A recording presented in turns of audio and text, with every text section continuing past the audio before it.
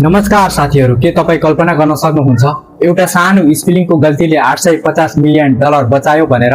सन् 2016 मा सबैभन्दा चर्चित ब्याङ्क डकैती मध्ये एक घटना भयो। ह्याकरहरूको समूहले बङ्गलादेशको ब्याङ्कबाट झन्डै 1 अर्ब डलर चोरी गर्ने एक यस्तो योजना बनायो जसलाई लगभग असफल बनाउन कुनै सुरक्षा प्रणाली सच्चे देखिँदैनथ्यो। साथीहरू, कथा सुरु हुन्छ 2015 मा बङ्गलादेश बैंकका केही कर्मचारीहरूलाई एउटा इमेल आयो जसमा जागिरको आवेदन सिभी रहेको भनिएको थियो। 3 जना कर्मचारीले त्यो फाइल डाउनलोड गरे, तर उनीहरूलाई थाहा थिएन त्यो सिभी भित्र खतरनाक भाइरस लुकेको छ भनेर। त्यो भाइरस ब्याङ्कको नेटवर्क भित्र पस्यो र ह्याकरहरूलाई गोप्य पहुँच दियो।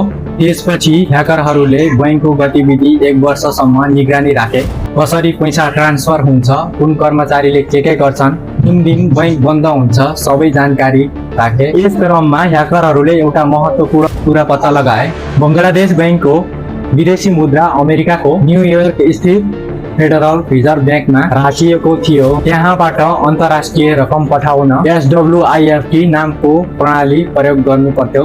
अब ह्याकरहरूको लक्ष्य स्पष्ट थियो, SWIFT मार्फत पैसा चोरी गर्ने। 4 फरवरी 2016 को रात बङ्गलादेशमा ब्याङ्क बन्द भइसकेका थिए। ह्याकरहरूले त्यो योजना कार्यान्वयन गरे। उनीहरूले एक पछि अर्को गर्दै 35 वटा ट्रान्सफर पठाए। कुल रकम करिब 951 मिलियन डलर थियो। योजनाको सबैभन्दा खतरनाक पथ यसको टाइम थियो।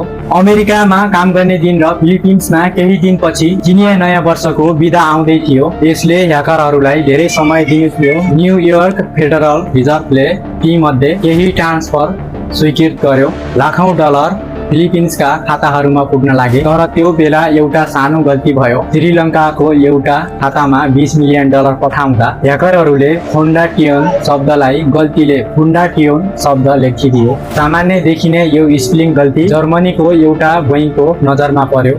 बैंकलाई शङ्का लाग्यो र उसले थप जाँच माग्यो। त्यसपछि न्युयोर्क फेड सतर्क बन्यो र बाँकी सबै ट्रान्सफर रोकियो। यदि त्यो एउटा अक्षर छुटिएको नभएको भए सम्भवतः 1 अर्ब डलर चोरी हुन सक्थ्यो। तर तबसम्म 81 मिलियन डलर फिलिपिन्स पुगिसकेको थियो। त्यो रकम विभिन्न क्यासिनो मार्फत घुमाइयो र अन्ततः हरायो। आजसम्म पनि त्यो रकमको ठुलो भाग फेला परेको छैन। साथीहरू, यो घटनाले एउटा संसारलाई एउटा महत्त्वपूर्ण पाठ सिकायो। कहिलेकाहीँ अत्याधुनिक सुरक्षा प्रणालीले होइन, एउटा सानो मानवीय गल्तीले ठुलो अपराध रोक्न सक्छ। यदि तपाईलाई यस्तो रोचक सत्य घटना मन पर्छ भने भिडियोमा लाइक, शेयर र च्यानललाई सब्स्क्राइब गर्न नबिर्सिनु होला।